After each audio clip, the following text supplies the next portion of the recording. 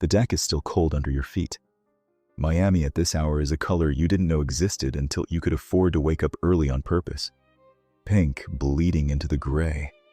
The water behind the house barely moving. The boat ties pull slow against the dock, and the rope makes a sound like someone breathing in their sleep. You are 26 years old. The coffee in your hand is from a machine that cost more than the car you drove in high school. The house behind you still has its lights on because you forgot to turn them off last night, or you didn't forget, you just liked the way they looked from out here on the water. Across the channel, 3 other houses are doing the same thing. Rich people leaving lights on. A small flex against the dark. Your phone is on the deck rail next to the coffee. 4 dashboards open and 4 tabs. 1 for the agency. 1 for the platform. 1 for the holdings account where the money sits in dull green rows. 1 for the app. You pick it up. You tell yourself it's to check the time. You already know the time. You open TikTok. The first video is a guy in a kitchen explaining why olive oil is a scam. The hook is good. 3 seconds in and you're still watching, which means the cut worked. Which means somewhere a person like you, 5 years ago, has just made between $4 and $11 off your eyeballs. You watch the second video, then the third. The coffee is going cold. In your contacts, there are 31 people in 6 time zones who are about to wake up and start cutting. They don't need you to tell them anything. The dashboards will tell them. The brief is already written. The campaigns are already approved. 8 figures a year will move through their hands today, and not one of those figures will require you to touch a keyboard. You scroll. You are worth $230 million, and the first thing you did at sunrise was open the app. 5 years ago, you were broke on a borrowed laptop watching other people get rich inside the same feed. This is what happened in between. Rewind. You are 21. It is a Tuesday in March of 2035, and you are in a basement apartment in a city. It doesn't matter which one because you barely leave the room. The laptop is your roommate's. Your own broke 2 months ago and the repair quote was $400 you did not have. You owe roughly $2,000 across 3 cards and one of them has started calling. You work at a warehouse 3 nights a week. Your shifts feel like being slowly erased. It is 2 in the morning and you are scrolling. You have been scrolling for an hour and a half. You meant to scroll for 10 minutes. You will, in fact, be telling yourself that you'll close it after one more for the next 5 years, except by the end, you will be right to. A clip plays. Some streamer you don't watch saying something you've already heard. 47,000 likes. You swipe. Another clip. Same streamer. Different moment. 212,000 likes. You stop swiping. You go to the second clip's profile. It isn't the streamer. It's an account called something like Daily Riley Moments with a logo and a posting cadence and 300,000 followers. You open another tab. You search the streamer's name. There are 40 accounts like this. 40. All clipping him. All posting 8 times a day. All running ads against the views. Something in your chest does a quiet thing. You sit up straighter. Your roommate's laptop fan kicks on under your hand. You start clicking. You click for 2 hours. You read forum threads. You read replies under Clipper accounts.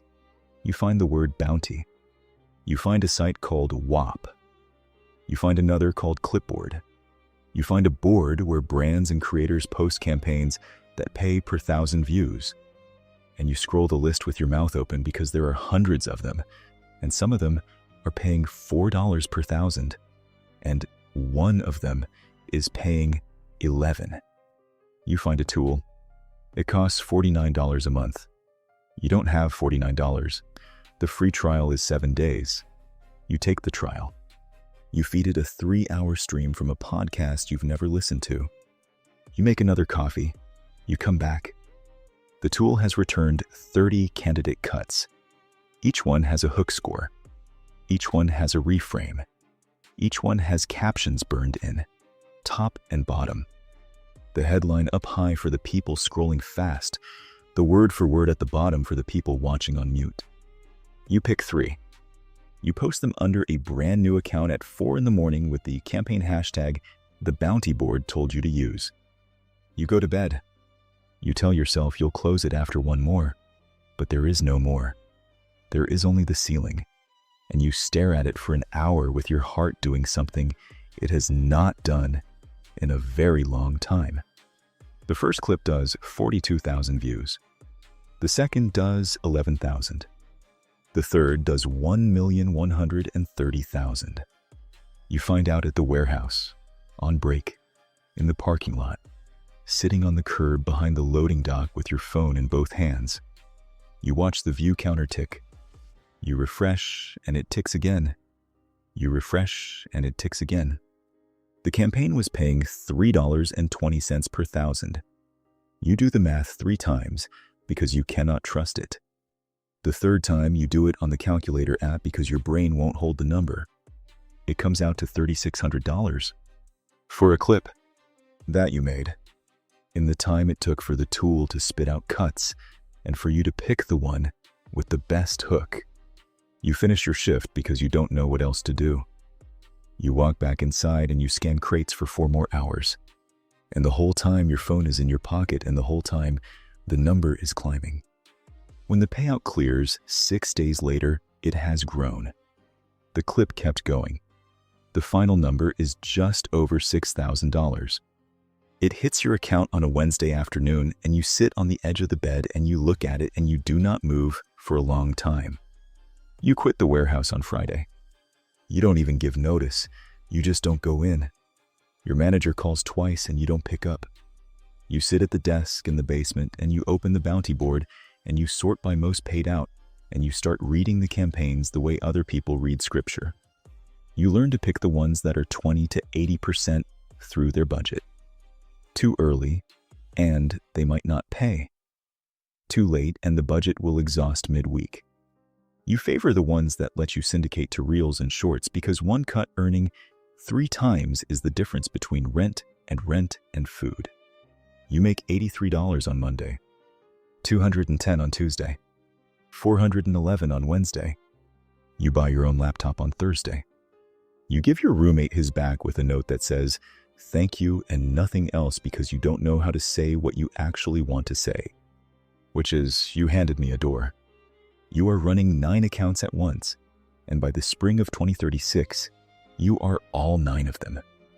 They are theme pages, 1 per niche, 1 for fitness, 1 for finance, 1 for a podcaster whose campaigns are always live, 1 for clips of a chef nobody outside the food internet knows about who pays better than he should. You keep them clean. The algorithm never sees you mixing.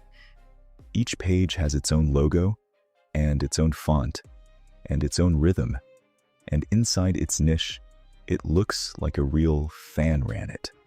You are the fan. The fan is a machine. The machine is you, in a chair, 12 hours a day, with the agentic clipping tool humming through stream after stream, while you pick the 3 cuts out of 30 that will hit. You learn the format. The hook in the first 3 seconds is a promise. The promise has to be specific. Why olive oil is a scam works, health tips does not. The cut every few seconds keeps the eye moving. Dead air gets cut ruthlessly. The captions stack. Headline on top, dialogue on the bottom, because half the feed is watched in bathrooms at jobs where the sound is off. You start to read hooks the way mechanics listen to engines. You can tell in half a second whether a cut will hold. Your taste is the only thing the tool can't do. You are making, in March of 2036, somewhere between $8,000 and $12,000 a month. You move out of the basement. You rent a studio above a dry cleaner that smells faintly of steam at all hours, and you put a desk against the window and 2 monitors on the desk, and a whiteboard on the wall where you write the names of your accounts and their follower counts in a column you update every Friday night. You start posting 40 times a day across the 9 accounts. 40 lottery tickets. The math is simple. The more tickets you buy without the edits getting worse, the more times you win.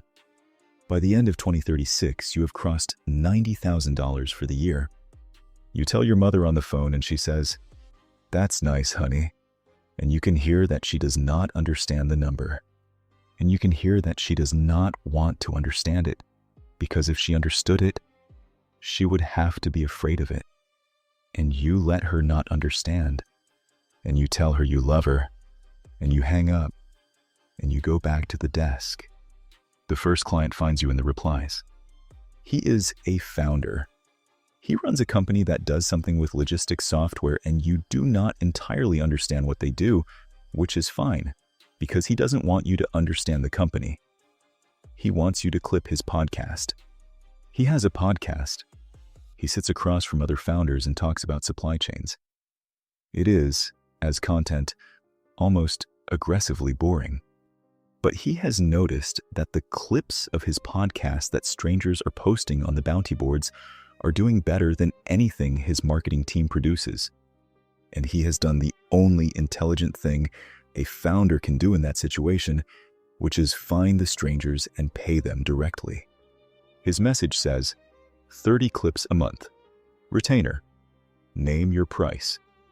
You stare at the message for an hour. You are 23 years old. You have never had a client. You have had bounties and accounts and a tool and a chair. You have never had a person on the other end of an email who expects a deliverable. You name a price that feels insane to you and reasonable to him. You sign the retainer that night. The next morning you wake up and you are not a kid posting anymore. You are a vendor. You have a deadline. The thing in your chest that has been a flutter for 15 months becomes, overnight, a pressure. You deliver 34 clips that month. 4 of them hit over 100,000.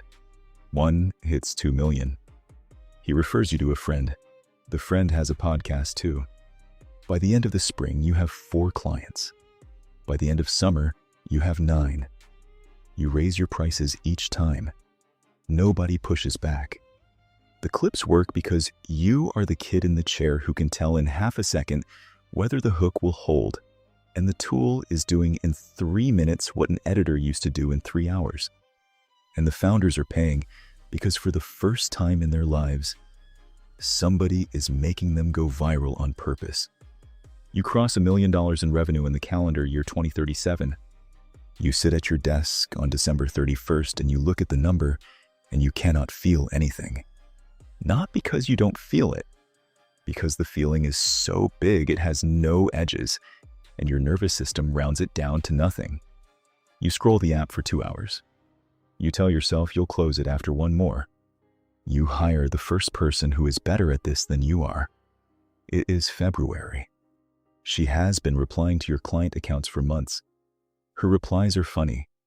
Her replies are correct. She knows the format. When you click her profile, she has 11 theme pages of her own, and they are, if you are honest, better than yours were at her stage. You DM her. You offer her a salary. She names a number lower than what you were going to offer, and you raise it before you respond, and she thinks you are generous and you are not generous. You are afraid. Because she clips better than you do, and you do not want her clipping for someone else. You hire a second editor in March, a third in April. You stop working out of the studio above the dry cleaner. You rent a real space, an office with windows that open, with desks in a row and monitors humming, and the sound of cuts being scrubbed back and forth through headphones at all hours of the day. You learn what it feels like to have someone's rent depend on you. It feels heavier than you expected. The retainers feel less like income and more like oxygen. You stop deciding what to post based on what you find interesting. You start deciding based on what will keep 9 employees paid through the quarter. The clips are better than they have ever been. The team is better than you ever were. By the end of 2037, you have crossed $9 million in revenue, and you have not personally cut a clip in 4 months. You miss it. You don't say that to anyone. You scroll the app on the way home from the office every night and you tell yourself you are doing research. And the truth is, you are looking for the feeling you had in the basement when the third clip hit 1 million views. And you sat on the curb behind the warehouse with your phone in both hands. You can't find it. You buy a nicer apartment. The thing you started in a basement now has a name, a website, and a sales team. It is the summer of 2038. You are 24. You have 30 editors in 6 time zones. Bangkok at midnight in your local. Lagos in the afternoon. Berlin in the morning. The work never sleeps because somewhere in the world, it is the right hour to be cutting. You run on dashboards now. Feelings are too slow. You have built, with a developer you hired in June, a system that tells you within 15 minutes of a clip going live whether it is going to hit, and if it isn't, the next clip in the queue goes up in its place from a different account. And the editor whose cut underperformed gets a small note in their queue that says, "Try a tighter hook next time." And the note is automated, and they read it and they tighten the hook. The operation wins because the operation buys the most lottery tickets without the edits getting worse. You stop being a clipper. You become someone who runs a clip farm. You don't know which one you wanted to be. You buy your mother a house in August. She cries on the phone and you sit in your office and you let her cry. And you feel, for the first time in a long time, something specific and clean. It lasts about 40 minutes. Then, you open the dashboard and the feeling becomes work again. By the end of 2038, the holdings account says $48 million. You scroll the app in bed at midnight. You tell yourself you'll close it after one more. The platform changes the payout rule at midnight on a Tuesday in March of 2039. You find out at 3 in the morning when your phone goes off because one of your editors in Manila is awake and has done the math and has put the number in the team chat in all caps. 1/3 of next month's revenue is gone. Not reduced. Gone. The rule was a sentence. The sentence was, campaigns will no longer pay out on syndicated cross-posts. One cut earning 3 times had been the math under everything for 4 years, and the math was now one cut earning 1 time, and the difference walked itself across your dashboards before sunrise and took your projections with it. You sit at the kitchen island in the new apartment and you do not move for an hour. You are worth, on paper, $60 million. You have built an empire on rails owned by a company in California that has just demonstrated in a single sentence at midnight that the rails are not yours. By morning, you have decided. You stop renting the tool. You start building one. It takes 8 months and almost the entire cash position of the company. You hire engineers. You poach a product lead from the company whose tool you used to pay $49 a month for. You build the agentic clipper you wished existed, the one that knows the format you invented because you fed it 5 years of your own winners and losers, the one that scores hooks against retention data you own, because 30 editors in 6 time zones have been generating it for 3 years. You launch the platform in November of 2039. By January of 2040, it has 11,000 paying users. By March, it has 31,000, and somebody from a venture firm in San Francisco emails you with a number that has a comma in a place you did not expect. You read the email twice. You turn the offer down. You don't entirely know why. You tell yourself it's because the multiple is wrong. The truth is closer to, you have spent 5 years building the thing that lets you do the work. And now that you own the thing, selling it would be like selling your own hands. The holdings account by May of 2040 says $230 million. You buy the house in Miami. You buy the boat. The coffee is cold. You are back on the deck. The pink has burned off the water. The sun is up, and the light is the hard white light of a day that has decided what it is going to be. Your phone is still in your hand. The app is still open. You have been scrolling for 40 minutes without noticing. A clip plays. Some kid in a kitchen explaining why seed oils are a scam. The hook is good. You watch it to the end without meaning to. And then you watch the next one. And then you do something you have done 10,000 times in 5 years, which is click the profile. And the profile is a theme page. 800,000 followers posting 9 times a day. Clean logo, format lock-in, captions stacked, top and bottom. Somewhere a 21-year-old in a basement is running it. You know exactly what he is doing. You know what tool he is using. You know what the cut score was. You know which bounty board the campaign is on, and roughly what % through its budget it is. And whether he picked it because it was paying or because it was syndicating, and, looking at the third clip on his page, that he is going to make it. You almost message him. You don't. The lights are still on across the water. Your phone shows that in 9 minutes, the first editor in Bangkok is going to come online, and the queue will start moving. And the dashboards will start to fill, and 8 figures a year will continue to flow from work you have not personally touched in 2.5 years. You could close the app. You have built a life that most people would stop working the day they reached. You have a house. You have a boat. You have a number that your mother still does not understand and does not want to. You have nothing to prove to anyone and nothing left to buy that would change the shape of a single day. You scroll.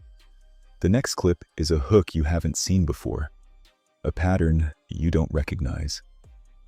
Some new format somebody figured out in the last 48 hours and is starting to spread. And your eye catches on it the way it caught on a streamer's face in a basement 5 years ago, and something in your chest does the quiet thing again. You open a note on your phone. You start typing. The coffee is cold and the sun is up and you are 26 and you are rich, and the only language you are fluent in is the feed. You tell yourself you'll close it after one more. You won't.